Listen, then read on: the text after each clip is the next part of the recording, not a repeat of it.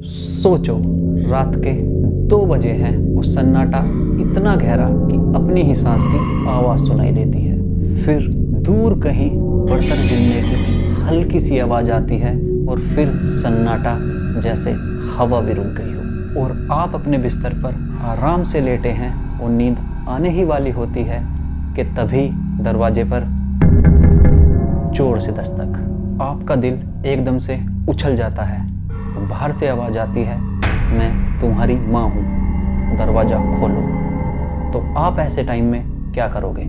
दरवाज़ा खोलने की हिम्मत करोगे या चुपचाप बिस्तर पे यूं ही पड़े रहोगे? यह कोई मूवी का सीन नहीं है, बल्कि 90s के बेंगलोर में वाकई ऐसा होता था। लोग कहते थे कि रात को एक औरत की आत्मा दरवाजे पर आती थी और नॉक नॉक करती थी। जिसने भी दरवाज़ा खोला वो कभी वापस दिखाई नहीं दिया। लेकिन लोगों ने इस डर से बचने के लिए दरवाजे पर नालेबा लिखना शुरू कर दिया और जैसे ही उन्होंने नालेबा लिखा उनका डर तुरंत ही कम हो गया। तो क्या था ये नालेबा? क्यों थी इसमें इतनी ताकत कि इसने लोगों का डर खत्म कर दिया? क्या आप भी ये जानना चाहते हो तो वीडियो को अंत तक जरूर देखें। क्या पता ये 2 शब्द आपके जीवन में भी कोई बदलाव ला दें। उन दिनों बेंगलोर के उस पुराने मोहल्ले में एक अजीब सा डर था। जैसे ही रात होती और पूरा मोहल्ला शांत होता, लोगों में एक अजीब डर उत्पन्न हो जाता। लेकिन जब उन्होंने अपने दरवाजे पर नालेबा लिखना शुरू किया तो उनका डर खत्म हो गया और लोग अपने घरों में चैन से सोने लगे। देखते ही देखते पूरे मोहल्ले के दरवाजों पर नालेबा लिखा हुआ दिखाई देने लगा। तो क्या था ये नालेबा? क्या मतलब था नालेबा का? दरअसल नालेबा का मतलब था कल आना। पूरे मोहल्ले को ऐसी बिलीफ थी कि जैसे ही दरवाजे पर आत्मा नालेबा लिखा देखती वो उल्टी फिर के चली जाती। और जब ये इंसिडेंट माउथ टू माउथ और न्यूज़पेपर के जरिए लोगों तक पहुंचा तो लोगों ने आत्मा वाली बात को एक अफवाह बताया और नालेबा को एक अंधविश्वास।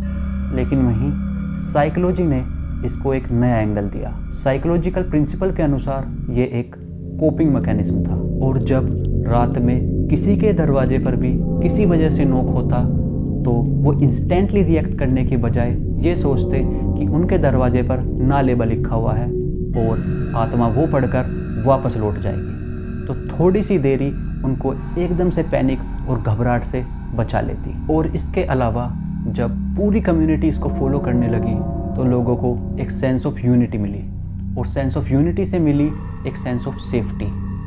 उनको लगा कि अब हम अकेले नहीं हैं, पूरी कम्युनिटी एक साथ है।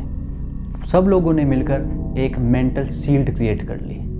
तो नालेबा का जादू ये था कि डर को तुरंत फेस करने की बजाय थोड़ा वक्त और विश्वास लेकर कंट्रोल करना। अब सवाल ये उठता है कि इससे हम क्या सीख सकते हैं? इससे हम अपनी ज़िंदगी का एक इम्पोर्टेंट लेसन सीख सकते हैं। जब भी कोई डर या एंजाइटी नोक करे तो तुरंत रिएक्ट करने की बजाय थोड़ा रुको और अपने इमोशंस और सिचुएशन को समझो। कभी कभी थोड़ा रुकना और सोचना डर को कंट्रोल करने का सबसे पावरफुल तरीका होता है। कोई आत्मा थी या शायद नहीं, ये तो कोई नहीं कह सकता। लेकिन इस इंसिडेंट ने एक सिंपल और एक पावरफुल सीख दी कि कभी कभी डर को तुरंत फेस करना ही हिम्मत नहीं होती, बल्कि थोड़ा रुकना भी एक बहुत बड़ी हिम्मत होती है। क्या आपने कभी कोई ऐसा इंसिडेंट सुना है?